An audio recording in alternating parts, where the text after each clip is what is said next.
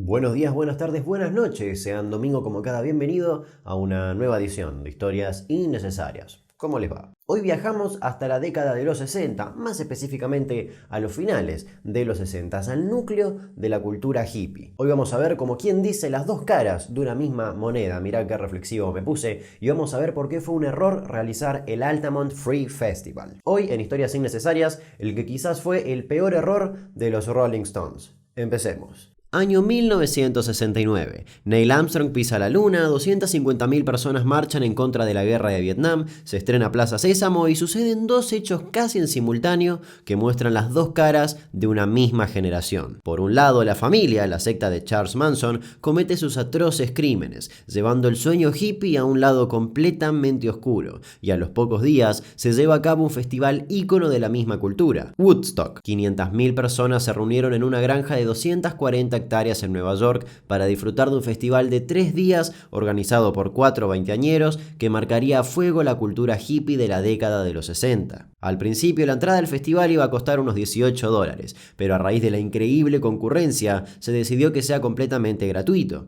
El festival es el mayor ejemplo de la frase sexo, drogas y rock and roll. Una grilla conformada por 32 artistas de la talla de Janis Joplin, Hendrix, The Who o Santana reunió a todas esas personas desde el viernes 15 hasta la madrugada del lunes 18 de agosto de 1969. Barro, sexo, drogas y hasta un par de bebés nacidos en medio del festival. Woodstock tuvo absolutamente de todo, y por eso pasó a la historia. No es mi intención repasar toda la historia del festival porque ya hay un sinfín de videos en internet sobre eso, y ese festival no es el punto de esta historia. Pero eso sí, dato de color, fue la única vez que el festival se pudo hacer de manera tan pacífica. Si bien hubo algunos puestos de comida prendidos fuegos por el desabastecimiento, la cosa no pasó a mayores. Es realmente un logro que 500.000 personas puedan estar juntas sin que se genere un desastre. Y eso se refleja en las siguientes veces que quisieron replicar el festival. Siempre salió mal. La última vez fue en 1999 y fue literalmente un caos. Incendios, violaciones y robos. Pero volviendo al año 1969 y a la primera edición de este festival, algunas bandas de renombre faltaban en esa grilla, como por ejemplo los Rolling Stones. Para agosto de ese año la banda estaba en un momento de reorganización. Había pasado tan solo un mes desde la muerte de Brian Jones. Mick Jagger había viajado a Australia para grabar la película Ned Kelly y esa fue casi que la principal razón de la ausencia de la banda en el festival. Los Rolling Stones recién iban a volver a tocar a partir de noviembre y para diciembre decidieron organizar un festival, el Altamont Speedway Free Festival. Claramente, y como el nombre indica, iba a ser un festival gratuito e iba a contar, entre otros, con la participación de Santana, Jefferson Airplane, The Grateful Dead y por supuesto los Rolling Stones como cierre. Para la banda este festival iba a ser el broche de oro de todo un tour que habían hecho por Estados Unidos. En una conferencia de prensa, Mick Jagger anunció que iban a dar un concierto gratuito el 6 de diciembre y que en ese contexto iban a poder demostrarle al resto de América que la gente puede portarse bien en grandes reuniones. Todo parecía indicar que el festival de Altamont iba a ser el tercero y último festival de esas dimensiones. Todo había empezado en 1967 con el Monterrey Pop Festival, continuó en 1969 en agosto, como relaté al principio, con Woodstock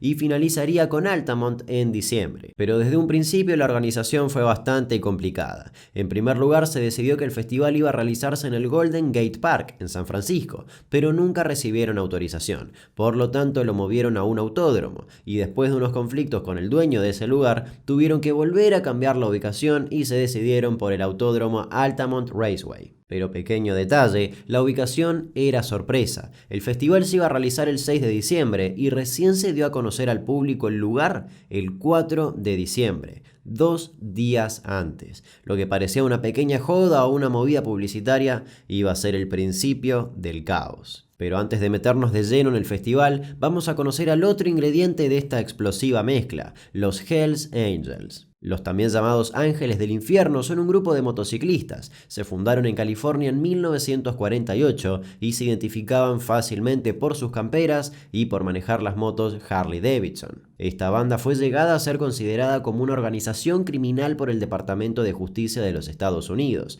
Su lema era que no podías confiar de nadie que no haya estado en la cárcel. Y a pesar de existir desde, como dije antes, el 48, empezaron a aparecer en la escena de los 60 gracias al escritor Ken Kesey, un gurú del LSD. Ken organizaba tremendas fiestas en su casa de California y oficializaba de guía para los viajes de LSD de sus asistentes. Ken tenía una especie de lo que llamaríamos hoy en día club de fans, llamados los Merry Pranksters, algo así como los bromistas. Y al mismo tiempo era amigo de Hunter Thompson, un hombre que estaba escribiendo un libro sobre los Hells Angels. Un día Ken decidió acompañar a este amigo a una entrevista con ellos y se llevaron bastante bien, y como Kesey había estado preso por posesión de marihuana, cumplía con los requisitos para ser amigo de ellos. Había estado en la cárcel. Y así es como, ironías de la vida, estos agresivos motociclistas se llevaron bien con los hippies seguidores de Kesey y empezaron a formar parte de las fiestas de él, más específicamente de una eterna fiesta de 3 días de duración. En esa fiesta los motociclistas conocen a algunos miembros de la banda de Grateful Dead y, según se cree, esa fue la clave para que Mick Jagger decida que los Hells Angels, un grupo de motociclistas, sean contratados para hacer la seguridad del festival. Uno de los miembros de la banda de motociclistas, incluso, declaró que como pago le ofrecieron $500 en cerveza, barato, y evitaban a la policía. Finalmente llegó el día del festival y nada mejoró. En total asistieron 300.000 personas. Los recitales de los Rolling Stones solían ser un poco caros y una oportunidad para verlos gratuitamente no iba a ser desaprovechada por nadie. Pero el lugar era un asco. El circuito automovilístico estaba lleno de chatarra por todos lados, los puestos de comida eran escasos y los pocos baños que habían estaban completamente descuidados. Lo único bueno era el sonido, pero que no alcanzó para esas 300.000 personas. El escenario, por otro lado, era bastante improvisado, estaba solo a 1 metro de altura por arriba del público, y lo único que lo separaba de la audiencia eran unas finitas vallas y una hilera de motoqueros tomando cerveza. Y la matemática es bastante sencilla. Si juntás motoqueros borrachos con palos de puli y cuchillos oficiando de seguridad, con un público que en su mayoría son personas borrachas o que están bajo los efectos del LSD, no va a tener un buen resultado. Durante la actuación de Santana ya se podían ver algunos pequeños incidentes. Algunas personas eran golpeadas por los motociclistas. Incluso Marty Balin, el vocalista de Jefferson Airplane, una de las bandas que formaba parte del festival, fue noqueado por uno de ellos mientras intentaba parar una pelea. Incluso hubo una discusión entre los miembros de la banda y los motociclistas desde el escenario.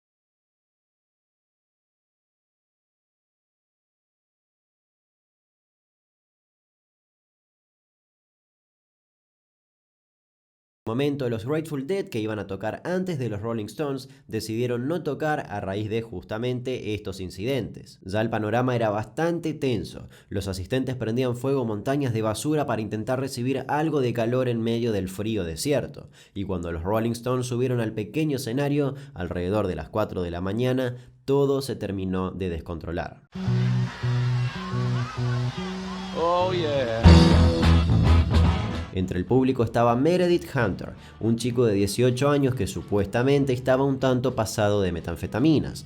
Hunter se había acercado mucho al escenario y fue echado a golpes por parte de los Hells Angels, pero luego volvió a acercarse. Y acá la situación se pone un tanto confusa. Por un lado se dice que Hunter tenía un revólver y que lo estaba apuntando hacia Mick Jagger. Por otro lado, Azaro, uno de ellos, lo apuñaló 5 veces.